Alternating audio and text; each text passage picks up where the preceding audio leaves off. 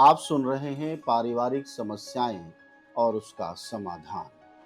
हम आपसे इस प्रोग्राम में बात करेंगे परिवार से जुड़ी उन तमाम समस्याओं पर जो हम सबके साथ घटित होती हैं। हम सबके घरों में होती हैं, लेकिन समय रहते उन पर बातचीत नहीं होने की वजह से वह कई बार इस रूप में बढ़ जाती हैं, जिसके बाद उन्हें संभालना एक मुश्किल काम हो जाता है। यहाँ तक कि परिवार को कई बार बड़े नुकसान भी होते हैं, बड़ी मुश्किलों का सामना भी करना पड़ता है। आप सबके आसपास कई घटनाएं ऐसी हुई होंगी जिसे सुनकर आपके मुंह से निकला होगा, अरे वह ऐसा कर लेती या ऐसा कर लेता तो इतना बवाल, इतनी आफत या विपत्ति उस पर नहीं पड़ती। इस कार्यक्रम में हम किसी सवाल के साथ बातचीत शुरू करते हैं और समस्या का हल ढूंढने की तरफ आगे बढ़ते हैं। तो आज का सवाल एक माँ की ओर से है। वह अपने 5वीं में पढ़ने वाले बेटे के व्हाट्सएप ग्रुप को लेकर चिंतित है। माँ ने बताया कि 5वीं में पढ़ने वाले उसके बेटे का व्हाट्सएप ग्रुप स्कूल का है। ग्रुप इसलिए बनाया गया है कि बच्चे आपस में किसी तरह का सवाल जवाब कर सकें, पढ़ने लिखने की आने वाली कठिनाइयों में एक दूसरे की मदद कर सकें। लेकिन माँ ने यहाँ कुछ और ही देखा, जिसे देखकर उसका दिमाग एक बार के लिए तो भन्ना गया और उसने सोचा कि बच्चों के इस तरह की बातचीत पर सभी माँ बाप को फोन करें और पूछे कि क्या आप लोग बच्चों को ग्रुप बनाकर भूल जाते हैं और फिर स्कूल प्रबंधन को भी खरी खोटी सुनाएं। पर बच्चे की माँ का मन थोड़ा शांत हुआ तो उसे लगा कि यह जिम्मेदारी तो उसकी भी थी और आज उसकी पहली बार ही तो निगाह पड़ी। फिर दूसरों को तोहमत देना, दोष देना तो ठीक नहीं है। अब आइए इस पूरे मामले को विस्तार से समझने की कोशिश करते हैं कि असल में हुआ क्या था। माँ ने बताया कि 2 दिन पहले ही उसकी निगाह बच्चे के व्हाट्सएप ग्रुप में होने वाली चैट पर पड़ती है। ग्रुप चैट में बच्चों के बीच होने वाली बातचीत का स्तर देखकर माँ का मन सिहर उठता है। उसे लगता है कि जिन बच्चों के अभी माँ बाप ही अंडरवियर बनियान धो रहे हैं, खाना खिला रहे हैं, ड्रेस पहना रहे हैं, बसों तक छोड़ रहे हैं, यहाँ तक कि बीमार होने की हालत में दैनिक क्रियाएं भी वही करते कराते हैं, वही बच्चे ऐसी बात करने लगे हैं जो टीन एज के बच्चों की बातचीत मानी जाती रही है। दोस्तों, उम्मीद है आप अब तक समझ चुके होंगे कि यह टीन एज में होने वाली बातचीत लड़के लड़कियों के बीच क्या होती है। खैर, आइए पहले माँ के बताए अनुसार फैक्ट क्या है उसे जानते हैं, फिर कोई राय बनाते हैं। माँ ने कहा कि व्हाट्सएप ग्रुप चैट में बच्चे आपस में वह गालियां एक दूसरे को दे रहे हैं जिसको सुनकर कोई बर्दाश्त नहीं करे। साथ ही कौन किसका है, किसकी है को लेकर आपस में झगड़ रहे हैं, बहस कर रहे हैं। समर्थन और विरोध वाले इमोजी, यानी प्रेम वाले इमोजी, गुस्से वाले इमोजी, शाबाशी वाले इमोजी, समर्थन वाले इमोजी वह एक दूसरे को भेज रहे हैं। वह बता रहे हैं कि यह मेरी वाली है और वो मेरे को पसंद है और फिर इस आधार पर ग्रुप में गुट बन गए हैं। माँ गुस्से में आगे कहती है, हम लोग 5,000 10,000 फीस देकर क्या बच्चों को इसीलिए इन महंगे स्कूलों में भेजते हैं। माँ की बात करीब करीब पूरी हो चुकी होती है। अब हम उनसे बातचीत शुरू करते हैं, कुछ सवालों के साथ, वह भी बहुत मामूली किस्म के सवालों से। और उसके बाद क्या होता है वह आप आगे देखिए। माँ से मैं पूछता हूँ, क्या आपने पहले भी ऐसी चैट देखी है? माँ कहती हैं, नहीं, पहली बार ही ध्यान गया है, इससे पहले कभी हमने देखने की जरूरत नहीं लगी। मेरा सवाल है तो आप अभी स्क्रॉल कर देख कर बताइए।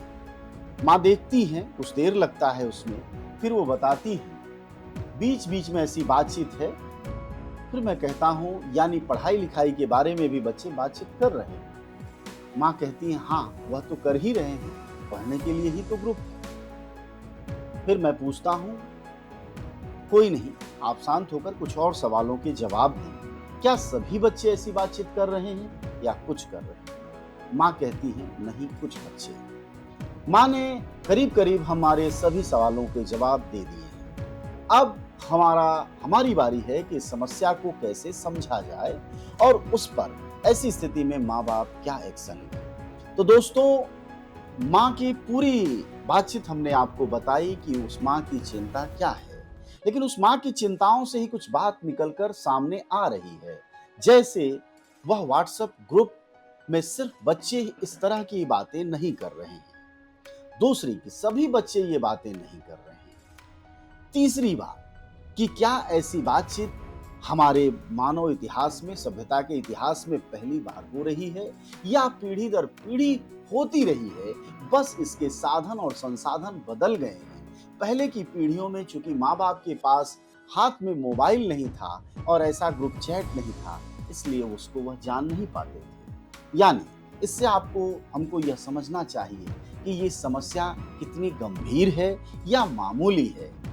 तो दोस्तों, इस बात से आप सहमत होंगे कि यह एक सामान्य बातचीत है बच्चे में। 5वीं में पढ़ने वाले बच्चों की उम्र, जैसे कि पढ़ाई की स्थिति है, करीब 12 वर्ष हो चुके होते हैं। यानी तयशुदा जो उम्र है टीन एज की 13 वर्ष से जहां से शुरू होती है, उससे एक आध साल ही पीछे रहती है। दूसरा, परिवार में, समाज में लगातार फिल्मों के जरिए वह चीजों को देख रहे हैं, तो जाहिर तौर पर उनके भी मन में ऐसी कोई बात आती है।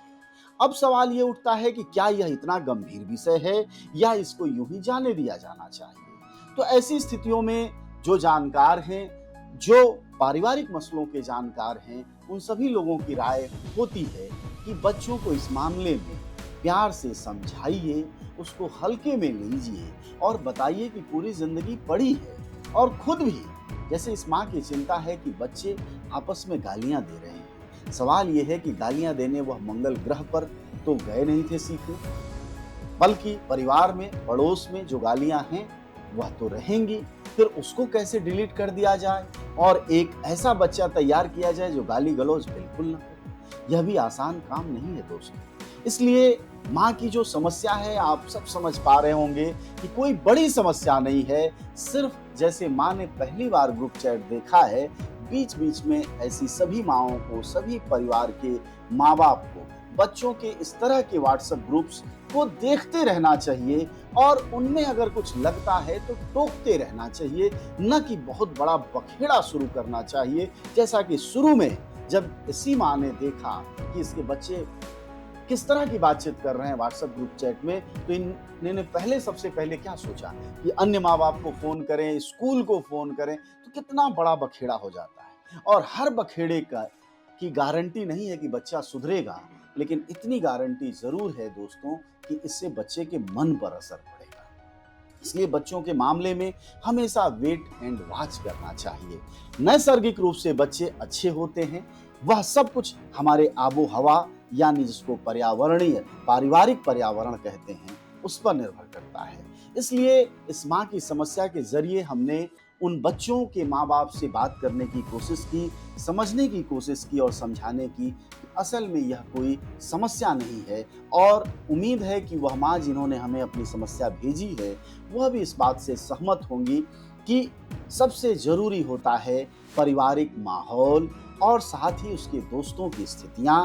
तीसरी बात यह है कि इस माँ की चिंता से यह बात भी क्लियर हो रही है कि जो लोग भी सेक्स एजुकेशन को लेकर कुंठित रहते हैं या मना करते हैं, उन लोगों के लिए भी आंख में रोशनी डालने की काम इस तरह की घटनाएं करती हैं कि नहीं दोस्तों, समय रहते सही और वाजिब जानकारियां बच्चों तक दी जानी चाहिए, अन्यथा गलत रास्तों से वह जानकारियां हासिल कर ही लेंगे।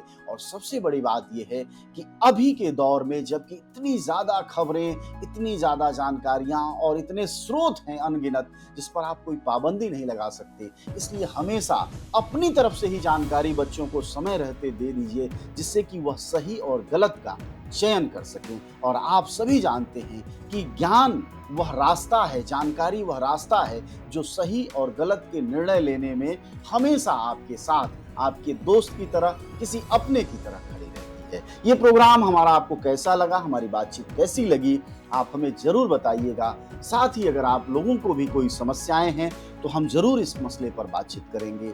आप सबका शुक्रिया, धन्यवाद।